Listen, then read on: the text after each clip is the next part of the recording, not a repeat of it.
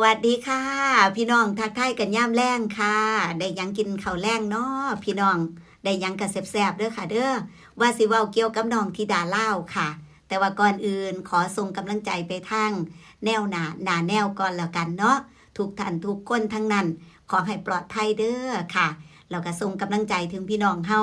ผู้ที่อยู่ตามแนวชายแดนขอให้ปลอดภัยคือกันนะคะ เป็นอีกหนึ่งแห่งใจจากแนวหลังเป็นอีกหนึ่งกำลังใจจากหม่องนี้นะคะ ขอบคุณค่ะพี่น้องติดตามกัน คือมื้อนี้กับว่าท่านได้ไปตอบอยู่เด้ว่าท่านได้ไปตอบคอมเมนต์ของพี่น้องที่ว่าพิมพ์ไว้ใต้คลิปสาวน้ำยืนก็ขอตอบผ่านคลิปนี้ไปก่อนละกันเนาะส่วนสิเว้ายังเกี่ยวกับที่ดานเล่าเว้าเรื่องได้หัวได้คำนี่ล่ะพี่น้องอันแรกเลยนี่พี่น้องมีFC เนาะมีคนสิเอาหมูหน่อยมาให้เลี้ยงมาให้ธิดาเล่าเลี้ยงว่าสันตอบคำเดียวเลยพี่น้องเอ๋ยชัดเจนคำเดียวเอาหมูหน่อยมาให้เลี้ยงเนี่ยตอบไปจังใดหันว่าสัน หันว่าสันพี่น้องมันจังบไดิเกียห้ำว่าสัน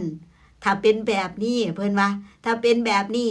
ถ้าเอาหมาหน่อยมาให้เลี้ยงเดี๋ยวพี่น้องบัดตานี่คนที่คิดจะเอาหมาหน่อยมาให้เลี้ยงคิดหนักเลยค่ะพี่น้องขนาดหมูยังถือขันเรามาเดี๋ยวสัน อันนี้พอพูดบนโพดสาวน้ำยืนอ่านหัวกากเลยทีเดียวว่าเนาะเสียเอาหมูหน่อยมาให้เลี้ยงหันมันจังบ่ได้เกียห้ำเพิ่นว่านะคะแล้วนอกจากนั้นเห็นอีกคลิปหนึ่งนั่นเห็นบอกว่าอยากได้บอดี้การ์ดว่าซั่นเนาะสิให้อาวเทพมาเป็นบอดี้การ์ดเพิ่นว่าอาวเทพนี่เป็นไผสารวัตรสอบสวนบ่พี่น้องสิจ้าง59 บาทเว้าไปพี่น้องความเป็นเด็กน้อยเว้าไปแล้วแต่สิคิดได้แล้วแต่สิเว้าไปแต่ว่านั่งเว้าออกมาแล้วก็ได้หัวเนาะสิจ้างอาวเทพสารวัตรสอบสวนตำรวจสารวัตรสอบสวน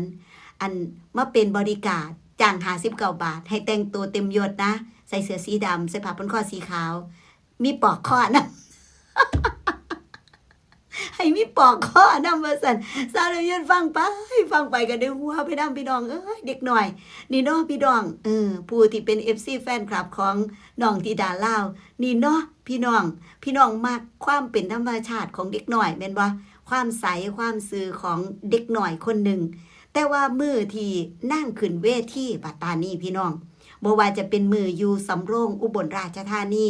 บ่ว่าจะเป็นวันที่19เนาะยูเซโนแม่พี่น้องสปป.ลาวทางบ้านเกิดแม่นบ่อุ้ยเห็นตอนเธออยู่เทิงเวทีคนเดียวเอาอยู่น่ะพี่น้องเบิ่งคลิปน่ะ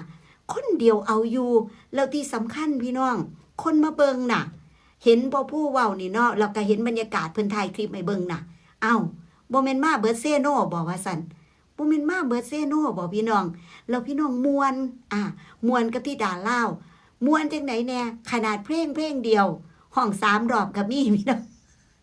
ฟังแล้วอยากฟังอีกฟังแล้วอยากฟังอีกแม่นบ่หอบฝันขามโค้งหอบฝันขามโค้งจังซี่ฟังแล้วอยากฟังอีกห้องเพลงนึงนี่3 รอบก็มีปะพี่น้องเอ๋ยคือมาคักแท้ถือว่าพี่น้องมักพี่น้องม่วนเนาะหลายคนได้ไปเป็นแห้งใจหลายคนได้ไปเชียร์เห็นเพิ่นฟ้อนเห็นเพิ่นม่วนหน้าห้านก็ถือว่าพี่น้องถือว่าเด็กน้อยคนหนึ่งเฮ็ดได้ดีทำได้ดีนะคะ11 ปียืนบนเวทีคนเดียวว้ายผู้ใหญ่ลังคนพี่น้องขนาดเป็นผู้ใหญ่นี่อย่าว่าแต่นี่เถาะขนาดสาวน้ำยืนนี่อันนั่งเว้านั่งจาอยู่จังซี่ลังเทื่อขึ้นเวทีนี่ยังขาสั่นอยู่เด้อพี่น้อง ขึ้นเวทีนี่ยังขาสั่นอยู่ได้ว่าซั่นเนาะเพราะว่าปกตินี่สิอยู่ตะหลังไม่อยู่ในห้องทรงเว้าผู้เดียวเว้าผู้เดียวแม่นบ่บัดนี้ไปยืนต่อหน้าคนหลายๆก็ผ่านมาหลายงานหลายเวทีอยู่ดอกพี่น้องอย่างเช่นการประกวดร้องเพลงการอีหยังจังสิไปเป็นพิธีกรก็เป็นอยู่ดอกแต่ละงานน่ะพี่น้องพอเฮาเจอเนาะเจอผู้หลักผู้ใหญ่จังซี่เฮามีความรู้สึกว่าอันเดี๋ยวถอดอันนี้ก่อนพี่น้องไฟเขาเอิ้นว่า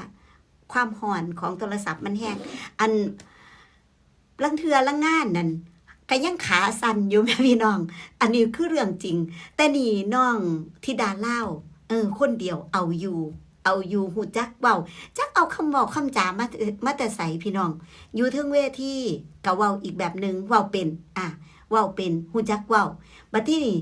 อยู่ข้างล่างมือบ่ได้ขึ้นเวทีบ่ได้แต่งองค์ทรงเครื่องว่าซั่นเถาะเนาะอันนั่งก็เป็นเด็กน้อยคิดจังใดเว้าจังซั่นเว้าออกมาเว้าแต่ละคำนี่ได้หัวพี่น้องเอ้ยเว้าแต่ละคำก็หัวไปนำม่วนไปนำได้ยิ้มตลอดก็เลยว่านี่ล่ะเว้าถึงน้องธิดาลาวเนาะพี่น้องเนาะก็สิประมาณนี้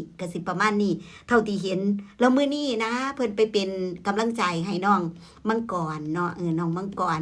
ซึ่งเพิ่นแข่งกีฬาแม่นบ่กองเชียร์ก็ชนะเลิศเลยค่ะมื้อนี้ พวกต้องเว้าเรื่องความม่วนพี่น้องกองเชียร์ชนะเลิศว่าซั่นนะคะก็เป็นถือว่าเป็นจังได๋ล่ะก็ถือว่าเด็กน้อยคนหนึ่งเนาะที่มีการแสดงออกถึงตัวตนของเธอเองของธิดาเล่าเองนะคะพี่น้องซึ่งเฮ็ดให้พ่อแม่ FC แฟนคลับเนี่ยหลายคนบอกได้เลยว่าโอ้ยจะเป็นมักเด้อจะเป็นมักหลายถึกใจหลายประมาณนี้พี่น้องค่ะก็เว้าสู่กันฟังก็สิเป็นย้อนว่าความใสความซื่อความเป็นตาฮักคำเว้าคำจาเนาะลังเทื่อหลุดออกมานี่หัวกากเลยก็มีหัวกากเลยก็มีคือเป็นมาอยู่เรื่อยๆเห็นอยู่เรื่อยๆเด้อพี่น้องเห็นอยู่เรื่อยๆเป็นว่าอีหยังก็ชิงชาสวรรค์ดิบ่ชิงชาสมุยตั้งแต่แล้วก็ก้อนหน้านั่นอีกก็สิมีคำเว้าที่หลุดออกมาแบบอันนั้นก็แม่นอันนี้ก็แม่นอันนั้นล่ะเอาอันนั้นก็เอาจังซี่นะคือต้องตามเธอนะเธอจะมีคำศัพท์ที่แบบหลุดออกมาให้เฮาได้หัวหรือว่ามีความคิดความอ่านที่เว้าออกมาแล้วเฮาได้หัวน่ะคือจังมื้อนี้น่ะเนาะแม่นบ่ อยากได้บอดี้การ์ดเอาไปหยังล่ะบอดี้การ์ดนั่น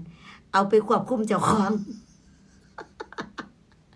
อยากมีบอดี้การ์ดพี่น้องเอาไปยังบอดี้การ์ดเอาไปควบคุมเจ้าของปกติเขามีบอดี้การ์ดนี่เขาต้องเอามากันผู้อื่นแม่นบ่ควบคุมคนอื่นแม่นบ่บ่ให้คนอื่นมาวุ่นวายแม่นบ่แต่ว่า ที่ดาเล่าอยากได้บอดี้การ์ดเอาไว้ควบคุมเจ้าของ พี่น้องฟังดีล่ะจะเป็นขากลายกันเลยว่าเนาะโอ้ยเนาะเอาเว้าสู่กันฟังพี่น้องเอ้ยจะสิหายังมาเว้าสู่พี่น้องฟังคือว่านั่นล่ะเพราะว่าหลายๆคนมาเป็นกำลังใจให้นี่สาวน้ำเยินกะขอบคุณหลายๆเนาะเพิ่นก็คือจะจอบทาอยู่เพิ่นเป็น FC ของน้องธิดาลาวจังซี่เพิ่นก็คือสิทาอยู่มื้อนี้สาวน้ำเยินแล้วสิเว้าคลิปเกี่ยวกับธิดาลาวบ่เนาะจังซี่ถ้าเป็นแบบนั้นก็ขอบคุณเด้อค่ะพี่น้องแสดงว่ามากดติดตามกันแล้วเนาะมาเป็นแรงใจให้กันแล้วก็ถ้ามีข่าวหยังก็สิเว้าสู่ฟังแม่นบ่มีข่าวหยังก็คุยกันไปจังซี่แล้วกันเนาะพี่น้องเนาะคุยถึงความตาฮักคุยถึงสิ่งต่างๆที่น้องได้เฮ็ดในแต่ละมื้อมีหยังแน่จังซี่ก็ส่งเสริมกันไปเป็นกำลังใจให้กันประมาณนี้นะคะพี่น้องส่วนสาวน้ำเยินก็เห็นอีหยังเคลื่อนไหวที่เป็นตาเว้าสู่ฟังก็เดี๋ยวหยิบมาฝากมาตอนมาเว้าสู่พี่น้องฟังเนาะขอบคุณค่ะพี่น้องขอบคุณได้หลายอีหลีทีติดตามเป็นแห้งใจเด้อค่ะเด้อคลิปอื่นๆที่บ่เกี่ยวกับน้องธิดาลาวก็ฝากพี่น้องเบิ่งแย่งเป็นแห้งใจให้นำในเด้อค่ะพี่น้องขอบคุณได้หลายนะคะอยู่ดีมีแห้งหักแพงแบ่งปันค่ะสวัสดีค่ะ